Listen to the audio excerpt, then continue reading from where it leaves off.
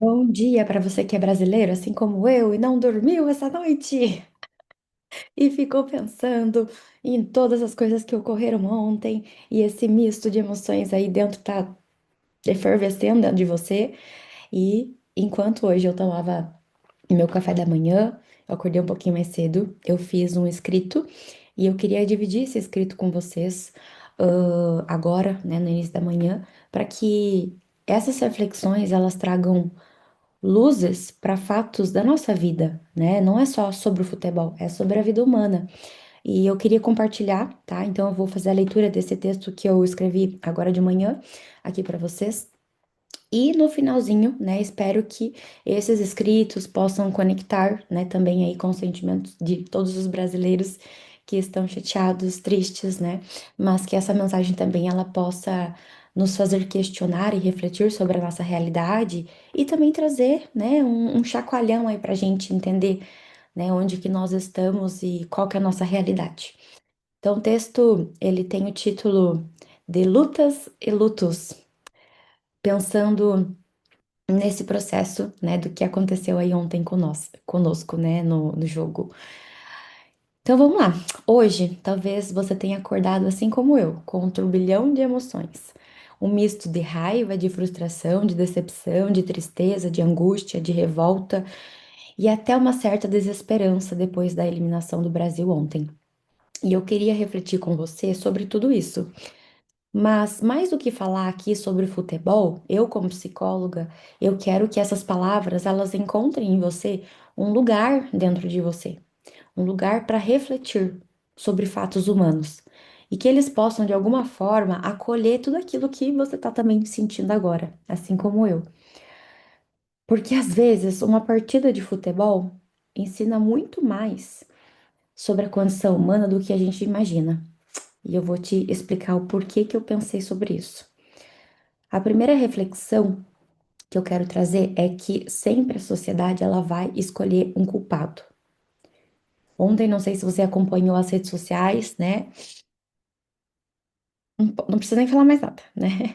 Então a sociedade ela sempre vai eleger o seu Judas Iscariotes, ela sempre vai eleger quem é o Barrabás, quem é o crucificado, sempre, né? A gente vê na nossa história esse fato.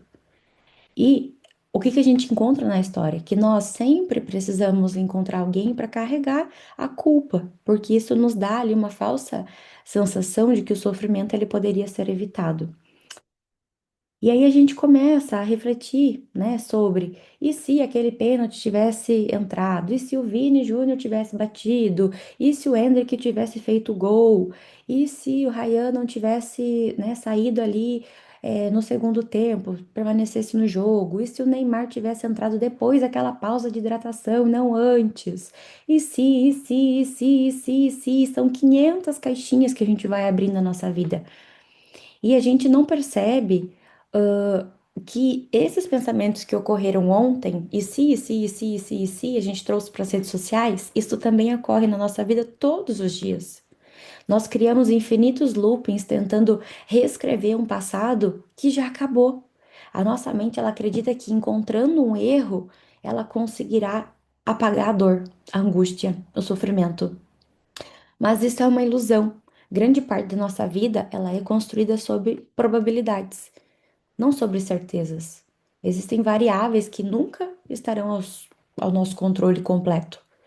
Sim, decisões vão mudar os caminhos, né? Mudam as nossas rotas, mas nenhum ser humano controla todos os desdobramentos das suas escolhas. A gente não tem como controlar. Nem no campo, nem na vida. Talvez a maturidade também seja, né, aprender a sofrer sem precisar encontrar um culpado, porque existem perdas que simplesmente fazem parte da nossa existência. Outra reflexão é a forma como a gente julga quem tá lá no campo. Aqui da arquibancada, da televisão, do nosso sofá, do nosso celular, tudo parece tão simples. É só fazer um gol, é só cobrar um pênalti. Todos sabem qual substituição deveria ter sido feita.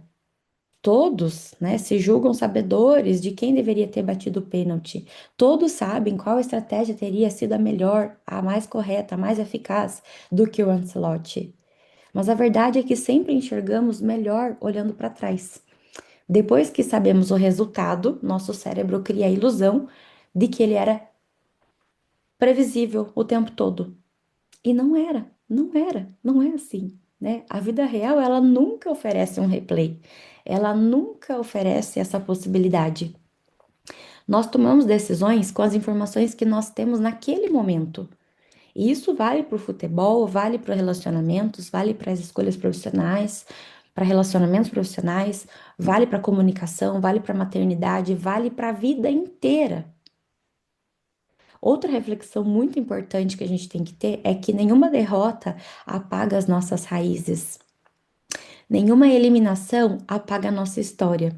Se você olhou ontem as redes sociais, você viu que também começaram a pipocar muitas mensagens sobre, né, um resgate do Neymar, resgate do Pelé, da nossa história. Isso é muito bacana, por quê? Porque nenhum placar consegue apagar as nossas 5 estrelinhas. Nenhuma eliminação consegue apagar que o maior jogador da história do futebol nasceu aqui, na nossa terra. Nenhum resultado muda o fato de que este país revelou inúmeras gerações de talentos extraordinários que marcaram o futebol mundialmente. E que nós somos a terra do Garrincha, do Pelé, do Rivelino, do Zico, do Sócrates, do Romário, do Bebeto, do Ronaldo Fenômeno, do Rivaldo, do Ronaldinho Gaúcho, do Kaká, do Cafu, do Roberto Carlos, do Djalma, do Newton Santos, do Tafarel, da Marta, do Neymar e do Vini Júnior e de tantos outros que também inspiram o mundo inteiro. A nossa história ela não começa ontem e ela não termina apenas com uma derrota. Ela foi construída por milhões de brasileiros anônimos e por gerações de atletas que fizeram do futebol uma expressão não só de futebol, mas de criatividade, de alegria e de resiliência do nosso povo. Porque uma partida pode terminar em 90 minutos, mas a história de uma nação, ela é escrita ao longo dos séculos. E essa ninguém apaga. Nenhum placar consegue apagar as nossas 5 estrelas. Nenhuma eliminação apaga 96 anos de história em Copas do Mundo. Nós somos a única seleção presente em todas as edições desde o início da competição. Nós somos o país com gerações de jogadores que encantam o planeta inteiro com a nossa camiseta amarela. E por isso, essa eliminação ela dói tanto, mas ela não define quem nós somos. Uma derrota, ela pode encerrar um campeonato, mas ela não apaga esse século inteiro de história. Ela não apaga as nossas raízes, ela não apaga as nossas memórias. Ela não apaga o menino que jogava bola descalço na rua, na favela. Aquele outro menino que cabeceava a bola olhando para o sol com seu pai. A família reunida em frente à televisão, o coração acelerado antes do hino, as ruas pintadas de verde e amarelo, o roer das unhas por ansiedade ali no momento do jogo, nem a esperança coletiva que nasce toda vez que a camiseta amarela entra em campo. O Brasil não é apenas um resultado. O Brasil é a nossa pele, é a nossa história, é o nosso povo, é a nossa potência, é a nossa luta, é a nossa queda, é também o nosso recomeço. E quando houver memória, enquanto houver memória, raiz e esperança, nenhuma derrota será maior do que tudo aquilo que já construímos. Existe mais uma coisa que eu gostaria que nós lembrássemos hoje. Ontem, não foram apenas nós brasileiros que ficamos tristes. Milhões de pessoas do mundo inteiro torciam por nós, pelo Brasil, pela nossa camiseta amarela, pela nossa história, pela nossa forma de jogar, pela criatividade que marcou gerações, pelas lembranças que construímos no imaginário do futebol mundialmente. O Brasil não é admirado apenas por nós. Ele é admirado por crianças que nunca pisaram aqui no solo brasileiro, mas que cresceram vendo vídeos dos nossos artilheiros. Ele é admirado por pessoas que aprenderam que, quando o Brasil entra em campo, existe a possibilidade de o futebol voltar a ser arte. E isso é patrimônio que nenhuma derrota pode apagar. Todo mundo parar para assistir o Brasil. Também precisamos lembrar de uma outra coisa, que nessa Copa do Mundo, 48 seleções iniciaram a competição. Todas chegaram carregando sonhos, o sonho de ser campeão. Todas fizeram planos, todas acreditaram que podiam levar a taça. Mas apenas uma vai conseguir. Isso significa que para uma conseguir, 47 precisarão ser eliminadas da competição e vão ter que conviver com algum tipo de frustração. O Brasil não é o único a perder. Existem muitos outros países que estão também tristes nesse momento pela derrota e elaborando seu luto.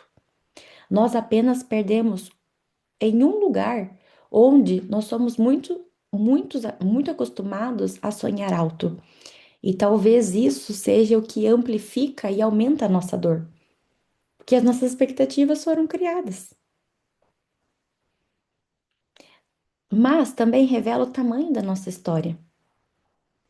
Quando uma seleção sem tradição é eliminada, o mundo segue. Às vezes nem sai, né, ali nas mídias, nem dá tanto alvoroço. Mas quando é o Brasil que é eliminado, o mundo inteiro comenta, porque o Brasil nunca foi apenas uma seleção. O Brasil ajudou a construir a história da Copa do Mundo. A nossa camisa carrega um peso que poucas carregam. A nossa presença muda o campeonato, a nossa ausência muda o campeonato, e talvez essa seja uma das maiores provas da grandeza da nossa história. Hoje estamos vivendo um luto esportivo, mas também podemos viver um sentimento de gratidão. Gratidão por pertencermos a esse país que ensinou o mundo a amar o futebol e a desenvolver essa habilidade. Gratidão por fazermos parte dessa história que continua inspirando pessoas em todos os continentes. Uma derrota, ela encerra uma campanha, mas ela não encerra um legado. Legados atravessam gerações. E o legado do futebol brasileiro continuará inspirando o mundo muito depois do apito do final ali de ontem.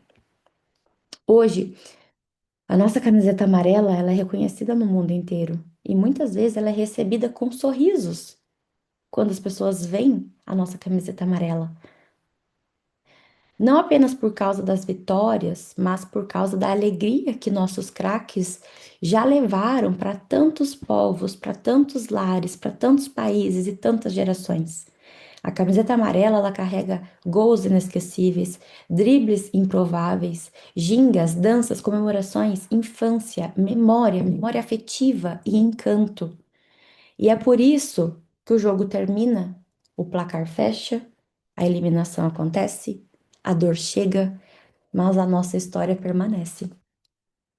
E enquanto a nossa história permanecer viva na memória do mundo, nenhuma derrota será maior do que tudo aquilo que o Brasil já entregou ao futebol e ainda continuará entregando.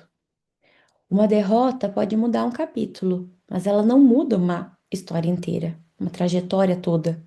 Nós costumamos definir quem nós somos pelo pior dia da nossa vida, mas ninguém resume uma floresta por causa de uma árvore que caiu. Nós somos gigantes pela própria natureza e nós cantamos isso. E a nossa história continua existindo mesmo quando o resultado de hoje nos machuca. Existe uma outra reflexão que também não sai da minha cabeça.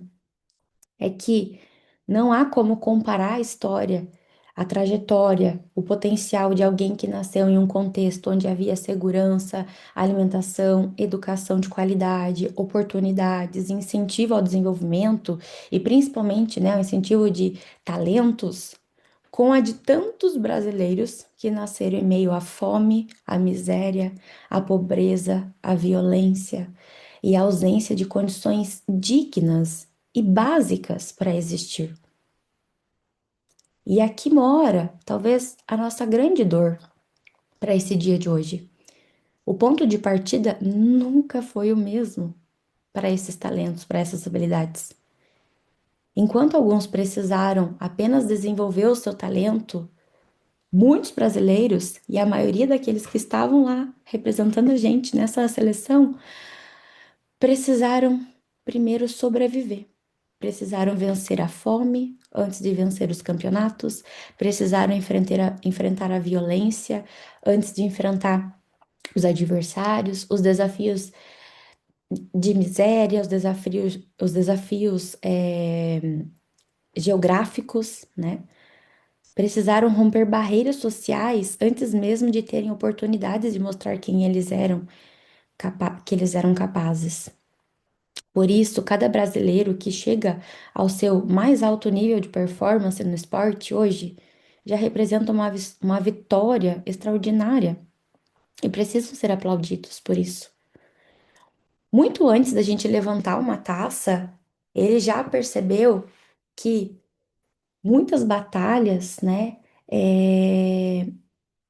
não vão aparecer ali naquela estatística. Mas isso não significa que a gente está aqui romantizando o sofrimento.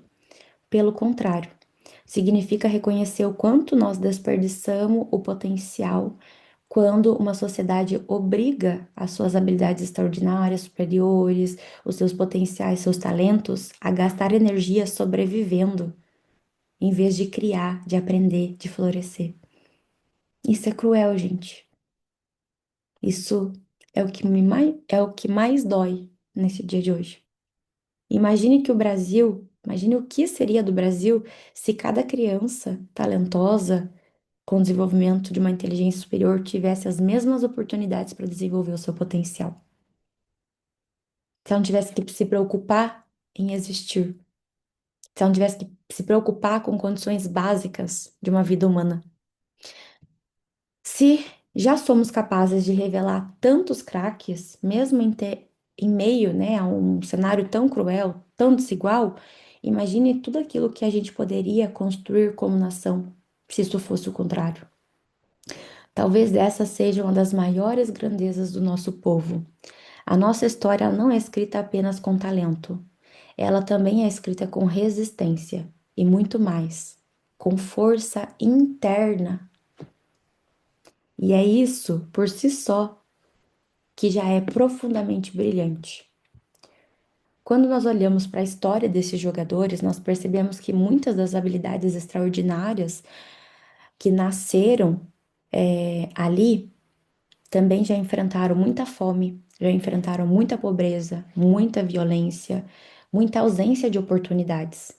E essas potencialidades, essas habilidades extraordinárias precisaram romper barreiras impostas por um sistema profundamente desigual, apenas para elas terem o direito de sonhar. E hoje elas representam milhões de brasileiros. Mas você já parou para pensar também o quanto custa a um potencial precisar dar murros em uma barreira social, numa parede social, apenas para ele sobreviver? Quanto isso é cruel? Quanto talento nunca chega aos nossos olhos porque morreu antes, porque foi sufocado pela fome, pela violência, pela falta de escolas, pela ausência de incentivo. Talvez existam milhares de futuros craques que nunca tocarão em uma bola profissional. Milhares de cientistas que nunca entrarão em um laboratório. E aqui a gente pode pegar um outro país, como Cabo Verde, que reflete a mesma característica que eu estou dizendo para vocês. Milhares de artistas que nunca subirão num palco, milhares de crianças brilhantes que nunca descobrirão seu próprio potencial. Não porque lhes falta talento, lhes falta inteligência, lhes falta habilidades superiores, mas porque lhes faltam oportunidades e condições básicas e humanas para existir. Essa talvez seja uma das maiores dores do nosso país, mas talvez seja aqui que nasce também uma das nossas maiores forças. O brasileiro aprendeu a criar, mesmo quando faltam recursos para ele. Ele aprendeu a improvisar, aprendeu a resistir, aprendeu a continuar caminhando, mesmo depois de inúmeras derrotas. E isso lembra os versos do Emicida. Para quem já mordeu o cachorro por comida, até que eu cheguei longe. Existe uma força interna imensa em quem precisou sobreviver antes mesmo de aprender a viver. Outra reflexão é que ontem nós vimos milhares de pessoas chorando pela derrota da seleção brasileira. Isso nos lembra que o futebol nunca foi e nunca será apenas futebol. Ele é pertencimento, é identidade, é memória afetiva, é infância, é família reunida, é vestir a mesma camisa e por 90 minutos esquecer todas as diferenças. Talvez seja por isso que dói tanto, porque nós perdemos, não perdemos apenas um jogo, nós perdemos um sonho coletivo. E todo sonho interrompido merece ser vivido com um pequeno luto. Uma outra reflexão é que, antes de julgarmos um atleta pelo seu último resultado, talvez nós devêssemos olhar para toda a estrada que ele percorreu para chegar até aqui. Por exemplo, Neymar não chegou até aqui com um corpo preservado. Ele chegou carregando as marcas de uma carreira inteira. Foram mais de 40 lesões registradas, aproximadamente 4 anos da vida afastado dos gramados e centenas de partidas perdidas tentando reconstruir o corpo que tantas vezes foi quebrado. Ainda assim, ele volta a correr, volta a acreditar, voltou a vestir a camisa do Brasil, voltou em campo. Talvez a maior grandeza de um atleta não esteja apenas nos gols que ele marca, mas na coragem de continuar entrando em campo depois que a dor tentou convencê-lo de que era de desistir. Isso aconteceu com o Ronaldinho Fenômeno também. Você já percebeu o quanto também a sociedade ela pode ser contraditória? Quando o Neymar sofre inúmeras lesões lá no passado, nas Copas anteriores, lesões graves, você viu aquelas cenas dessas lesões? Se você não viu, eu convido você a procurar isso no YouTube, procurar isso no Instagram, essas cenas. Essas cenas mostram o quanto ele foi alvo de inúmeras, né, faltas com violência. Que ele foi caçado em campo, que ele sentiu dores que a maioria de nós aqui, né, espectadores e avaliadores do sofá da nossa casa, a gente nunca vai experimentar. Enquanto isso, muitos de nós aqui, espectadores do sofá, fizemos memes sobre ele. Memes que impactaram muito na carreira dele, na autoestima, na autoimagem. E se você viu a série dele, você vai entender. Nós duvidamos da dor dele. Nós ridicularizamos o sofrimento. Existe uma brutalidade que quase nunca aparece nas estatísticas. É a brutalidade de interromper um potencial. Basta um segundo para a gente romper um ligamento, um choque para fraturar o osso, uma entrada violenta para colocar uma pausa ali em anos de preparação e treinamento. É assustador pensar que um corpo extraordinário pode ser atravessado por algo tão pequeno quanto um instante não controlado. Mas talvez ainda mais doloroso seja perceber que essa mesma violência acontece todos os dias fora dos gramados também. Com neurodivergentes, muitas vezes ela não deixa hematomas visíveis. Não é igual do Neymar, que chega dando uma apunhalada ali nas costas. Quando um adolescente superdotado aprende a esconder a própria inteligência para ele ser aceito, isso acontece quando uma criança curiosa é chamada de difícil. Quando uma pessoa autista, ela é obrigada a mascarar quem ela é para ela conseguir permanecer no ambiente, no contexto. Quando um adulto com TDAH passa anos ouvindo que ele não é esforçado, que ele é um preguiçoso, que ele não tem vergonha na cara. Quando alguém cresce acreditando que a sensibilidade dela é um defeito. Quando a criatividade, ela é punida. Quando perguntas são silenciadas, quando diferenças são ridicularizadas, quando talentos precisam gastar toda a energia apenas para tentar sobreviver àquele contexto. Estas também são lesões que ocorrem todos os dias em pessoas com potenciais. Só que acontecem na autoestima, na identidade, na coragem de existir, no direito de ocupar espaço. E assim como um joelho lesionado precisa de tempo para se reconstruir, uma mente que passou anos tentando, passou anos sendo invalidada também vai precisar. Porque potenciais não morrem apenas por falta de talento. Muitos morrem por excesso de violência cotidiana. Pequenas violências repetidas, naturalizadas, palavras, olhares, humilhações, exclusões, ambientes que esmagam ao invés de cultivar, que exprimem, que jogam para fora. Talvez existam milhares de gênios que nunca descobriram que eram gênios. Não porque lhes faltava capacidade, mas porque passaram a vida inteira tentando recuperar-se das lesões invisíveis que o mundo lhes causou. Isso é cruel, não é, gente? Isso deveria nos indignar tanto quanto qualquer falta violenta dentro lá de um estádio também. Porque destruir um potencial nunca é uma perda apenas individual. É um patrimônio cultural, muitas vezes. É uma perda para toda a sociedade. Toda vez que nós esmagamos uma mente brilhante, o mundo inteiro deixa de conhecer tudo aquilo que ela podia criar. E isso é triste, isso é doloroso demais. E por que que a sociedade ela é tão contraditória? Porque bastou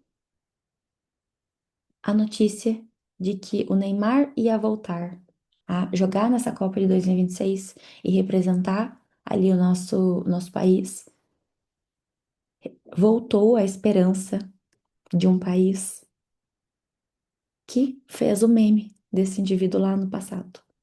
E de repente o meme do cai cai, é aquele meme que ele vai caindo e vai parando lá em outro país, volta a ser o famoso idolatrado menino Ney, o rei voltou. E talvez isso diga muito mais sobre nós do que sobre ele. Nós vivemos em uma sociedade que idolatra pessoas quando elas entregam resultados, produtividade, performance e as descarta quando elas falham. Nós confundimos desempenho com valor humano. Nós esquecemos que existe uma pessoa por trás da camisa, por trás da medalha, por trás do cargo, por trás do diagnóstico, por trás do sucesso. Talvez essa seja uma grande lição também para nós pensarmos hoje. Que possamos aprender a olhar menos para o erro que alguém cometeu e mais para toda a caminhada que essa pessoa percorreu até chegar aqui. Porque ninguém merece ser resumido ao pior lance da sua vida, a pior lesão da sua vida. Nem um jogador, nem eu e nem você. Outra reflexão é que a realidade, ela é dura. E amadurecer é parar de negociar com essa realidade. Existe uma fase da vida em que nós acreditamos que se nós fizermos tudo certo, o resultado ele vai vir exatamente como a gente espera, como a gente criou ali no nosso imaginário. Mas a realidade ela não faz acordos com os nossos desejos. Às vezes nós treinamos muito e perdemos. Às vezes a gente faz tudo certo e ainda assim não é o suficiente e não dá certo. Às vezes a gente tem lá um adversário que simplesmente é melhor naquele dia do que a gente. Aceitar isso não é desistir, é deixar de lutar contra aquilo que não pode ser mudado para direcionar nossa energia para aquilo que ainda pode ser construído. A realidade é dura, mas ignorá-la torna ainda mais cruel. Outra reflexão é que a maior ilusão humana talvez seja acreditar que nós temos o controle de tudo. Que se o Vini Júnior tivesse cobrado o pênalti, nós tínhamos ganhado. Ontem, milhões de brasileiros sofreram tanto tentando controlar o jogo que já havia terminado. Hoje nós fazemos exatamente a mesma coisa com a nossa vida. Ontem nós fizemos a mesma coisa com a nossa vida. Nós tentamos controlar a opinião dos outros, controlar o futuro, controlar o tempo, controlar quem fica, quem vai embora, controlar o corpo, o sucesso, o fracasso. Mas a vida nunca nos promete o controle. E quanto mais a gente tenta controlar, mais foge do nosso controle. Ela apenas nos oferece participação. Nós escolhemos as nossas atitudes. A vida escolhe muitas das circunstâncias. E às vezes, inclusive, fatalidades. Talvez liberdade seja justamente aprender a viver mesmo sem garantias. Uma outra aprendizagem é que Liderar também é suportar ser criticado. Ontem bastou aquele resultado ruim para milhões de pessoas acreditarem que fariam escolhas melhores do que quem passou anos estudando futebol. Liderança é isso. Quem decide sempre será criticado por quem apenas observa. Quem faz algo erra. E quem não faz nada, não erra porque não está fazendo nada. É fácil julgar. O técnico precisa tomar decisões com informações limitadas, sob pressão, em poucos segundos. E é assim em qualquer liderança na nossa vida. Na maternidade, na gestão de uma empresa, sendo médico, sendo psicólogo, sendo um político. Não existe uma decisão perfeita. Não existe uma decisão que agrade a todos nesse mundo.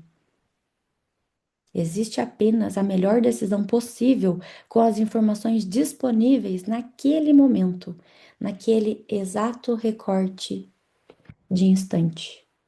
Julgar depois que tudo acontece sempre será infinitamente mais fácil. Reanalisar depois é infinitamente mais fácil.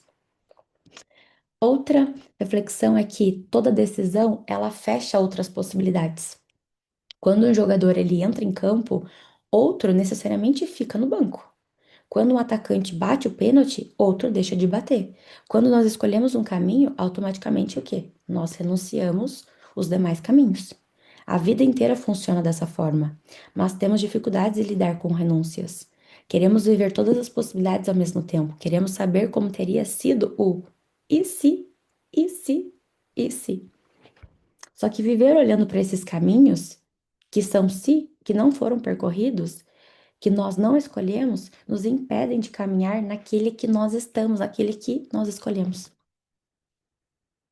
Outra reflexão: existe uma diferença entre assumir responsabilidade e carregar culpa. Responsabilidade nos faz crescer, culpa nos paralisa. Talvez alguns jogadores saiam desse jogo de ontem pensando que eles poderiam ter sido melhores, no que eles poderiam ter feito de diferente. Isso é saudável, mas carregar o peso de acreditar que um único lance definiria toda a carreira, né? Ou todo o jogo, ou toda a história da seleção nessa Copa, é profundamente injusto. E nós fazemos isso conosco todos os dias. Às vezes nós deixamos um erro definir toda a nossa identidade, toda a nossa trajetória, toda a nossa história. Outro aprendizado é que saber se defender também é uma habilidade. Ontem nós vimos jogadores protegendo a bola, fechando os espaços, recuando quando necessário, avançando quando havia oportunidade. Na vida, nós às vezes fazemos o contrário. Muitas vezes somos ensinados que se defender é egoísmo, que é ser individualista, que colocar limites é não ter educação, que dizer não é ser uma pessoa ruim. Mas até no futebol existe defesa, defesa. Essa palavra é uma palavra muito boa que você precisa colocar no teu vocabulário, no teu repertório. Quem apenas ataca, perde o jogo. Na vida emocional acontece da mesma coisa. Nem toda batalha merece a nossa energia. Nem todo ataque merece resposta. Às vezes, maturidade é proteger aquilo que é precioso para nós. É defender, é proteger. Outro aprendizado: nenhum time joga apenas com ataque. Isso também serve para nós. Nós vivemos uma cultura que valoriza a produtividade, a aceleração, a conquista, mas às vezes acelerar demais é o que vai fazer com que a gente se perca na curva, já dizia o Jonga. Mas nós esquecemos que até os melhores times defendem, descansam, reorganizam a estratégia, respiram. A pausa para hidratação em todos os jogos não existe só para beber água, existe para reorganizar o pensamento, reorganizar a estrutura, reorganizar a estratégia. Reposicionar, rever. Na vida a gente também precisa dessas etapas, dessas pausas, que quem nunca para acabando tomando decisões cansadas. Acaba muitas vezes selecionando um caminho que não é aquele coerente com o próprio valor. E decisões cansadas costumam custar alto, costumam custar caro. E uma das últimas reflexões é que o Brasil também joga uma partida que começou há mais de 500 anos atrás. Quando nós olhamos para o nosso país, nós não enxergamos apenas a seleção brasileira, o futebol. Nós enxergamos uma nação que nasceu explorada.